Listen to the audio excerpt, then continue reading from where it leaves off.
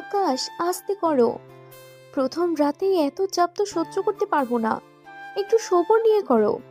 আরে ভাবি, আপনার তো অভ্যাস আছে, তবুও এত কষ্ট পাচ্ছেন কেন? এমন সুঠাম দেহের একজন দেবর আমার, তার শরীরের ভরে একটু কষ্ট পাবো না? এটা কি কখনো হয়? কষ্ট পেও না ভাবি, আমি তোমাকে ঔষধ এনে দিব। আমি নীলা। কি ভাগ্য আমার, নিজের দেবরের সাথে আমার বাসর। আমার বিয়ে হয়েছিল 6 মাস আগে।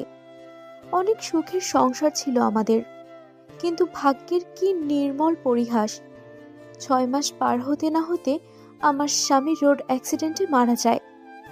আমি ঘরের লক্ষ্মী বউ ছিলাম বলে না, আমাকে আর এ বাড়ি ছেড়ে কোথাও যেতে দিল না আমার শ্বশুর শাশুড়ি। আমার দেবরের সাথে বিয়ে দিয়ে দিল, আর আমার আজই বাসর। এখন বাস্তবে আসি। ভাবি, আসবো? হুম, আসো, ভেতরে আসো। অনুমতি নিতে হবে না। হাজার হোক, আপনি আমার ভাবি, অনুমতি না নিয়ে কি ভিতর আসতে পারি? আগে ছিলাম ভাবি, কিন্তু এখন তো তোমার বউ, তাই আর আজ থেকে অনুমতি নিতে হবে না। আচ্ছা ঠিক আছে, কিভাবে কি হয়ে গেল, তাই না? এতদিন ছিলেন আমার ভাবি, আর আজকে থেকে আমার বউ। হ্যাঁ, সবই ভাগ্যের পরিহাস। কখনো ভাবিনি যাকে দেবর ভেবে এসেছি, এতদিন তার সাথে সংসার করতে হবে, তার সাথে বাসর করতে হবে। আমি তো এখনো বিশ্বাসই করতে পারছি না ভাবি, আপনার সাথে আমার বিয়ে হলো, আর সারা জীবন এখন আমরা একসাথেই থাকবো। সবকিছু যেন স্বপ্নের মতো হয়ে গেল। আচ্ছা, গল্প কালকে করব। আমি আজকে অনেক টায়ার্ড, এখন একটু ঘুমাবো। তোমার সাথে কালকে গল্প করব। এখন ঘুমিয়ে পড়ো।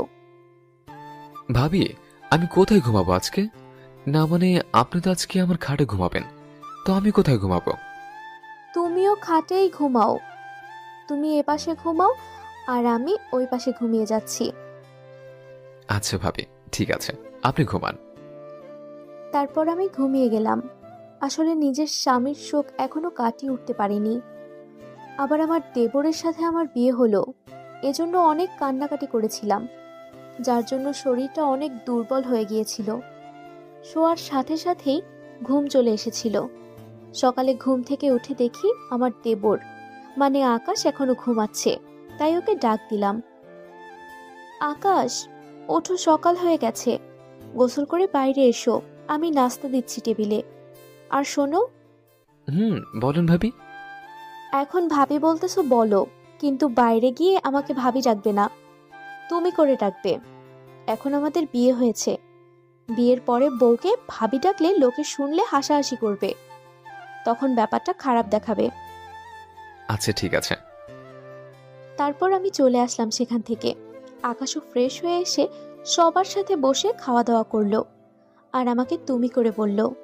সবার সামনে অনেক ভালো ব্যবহার করলো আকাশ। মনে হচ্ছে আমি ওর প্রেম করে বিয়ে করা বউ।